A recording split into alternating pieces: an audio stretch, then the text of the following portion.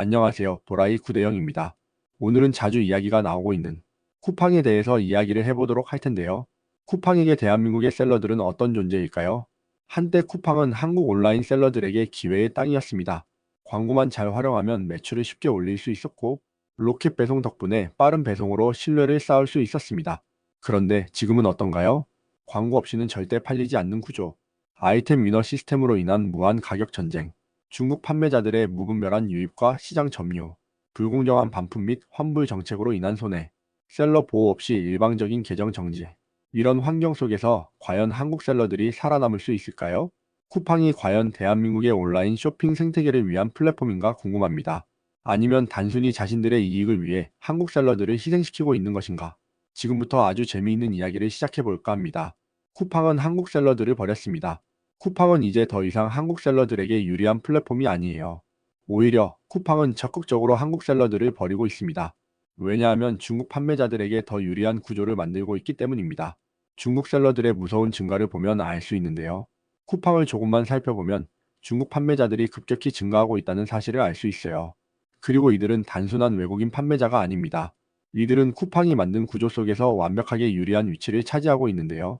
중국 공장과 직접 계약을 맺고 초저가 공급을 받는 중국 판매자들, 그리고 한국 셀러들에게는 제품을 공급하지 않는 중국 공장들, 가격 경쟁에서 절대 이길 수 없는 초저가 제품들, 이러한 것들은 쿠팡에선 그냥 받아주고 있다는 게 가장 큰 문제인 겁니다.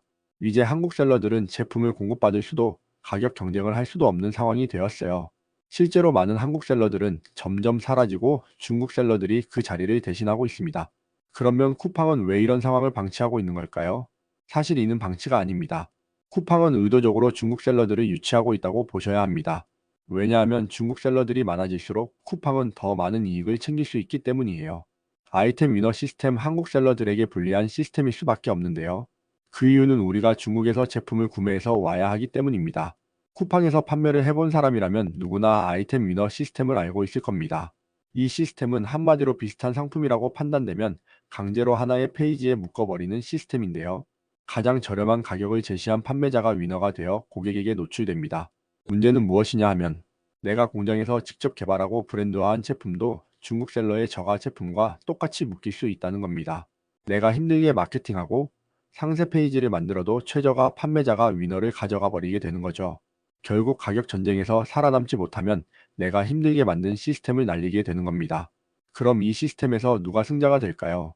바로 중국 판매자들인 거죠. 이들은 공장과 직거래를 하기 때문에 원가 차체가 낮습니다. 우리는 절대 그들과 같은 가격에 판매할 수 없다. 이는 어쩌면 너무나도 당연한 이야기인데요. 그렇다면 한국 셀러들은 어떻게 될까요? 쿠팡은 이 문제를 알고도 방치하고 있다고 보셔야 합니다. 아니, 오히려 적극적으로 활용하고 있다고 생각하시면 됩니다. 쿠팡은 아이템 위너 시스템을 통해 가격 경쟁을 유도하고 더 많은 수익을 얻고 있어요. 왜냐하면 어차피 수수료를 먹는 것이기 때문에 박리담회가 된다면 결국 쿠팡의 배만 불려주게 되는 겁니다. 결국 한국 셀러들은 도태될 수밖에 없는 거죠. 거기에 더불어서 쿠팡의 반품 및 환불 정책 고객은 왕, 셀러는 노예 누구나 다 아시겠지만 쿠팡은 고객 친화적인 정책을 운영하고 있습니다. 하지만 그 이면에는 셀러들에게 모든 부담을 전가하는 시스템이 있죠. 고객이 사용하다가 환불을 요청하면 셀러가 모든 비용 부담, 고객이 단순 변심으로 반품하면 셀러가 왕복 배송비 부담, 고객이 악성 리뷰를 남기면 셀러는 아무것도 할 수 없습니다. 실제로 이번에 뉴스에 나온 부산대 반품 거지 사건만 보더라도 알 수가 있는 거죠. 이런 구조에서 어떻게 한국 셀러들이 살아남을 수 있을까요? 특히 중국 셀러들은 이 시스템을 악용한다는 게 가장 큰 문제입니다. 가격을 낮춰 한국 셀러들을 먼저 밀어낸 후 한국 셀러가 사라지면 가격을 다시 올려 마진을 극대화하는 돈으로 찍어 누르는 일을 하고 있습니다. 그럼 쿠팡은 왜 이런 문제를 방치할까요? 한국 셀러들이 사라져도 쿠팡은 중국 셀러들로부터 더 많은 판매 수수료를 벌어들일 수 있기 때문입니다. 한국 셀러들이 살 길은 쿠팡이 한국 셀러들을 버렸다면 이제는 우리가 쿠팡을 떠나야 합니다.